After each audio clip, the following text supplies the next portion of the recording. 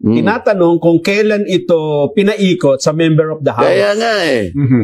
Paano 215 yun eh. Na lahat na Kasi pumirma. yung mga umamin sa akin, ng mga kaibigan ko, nilagay kami kanya sa isang kwarto.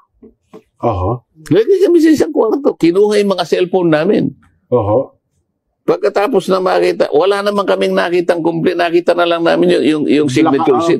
O tandaan mo kayo number mo rito kasi mga ilang, kung number 8 ka, sa susunod number 8 ka rin, pipirma ka. Wala silang nakita.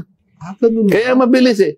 Yung pagpapapirma nga lang eh. 215. Paano mong inopen mo yung session at 3 o'clock? Ibig mo sabihin na papirma mo sila sa isang oras? Kasi tatakbo pa yung pupunta ron. Nag-chopper yung pumunta sa Senate. Nagmamadali sila eh. Nainihabol eh. O di ibig sabihin, pumirma lang, hindi binasa. Kasi sinabi ko sa'yo, even assuming ng bawat isa, 30 minutes bago niya nabasa.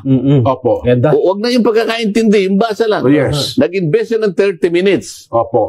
30 minutes, i-multiply mo ng 215. 5 araw yun.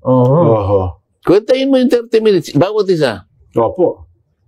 So, i-multiply mo ngayon ng 215, ilang minuto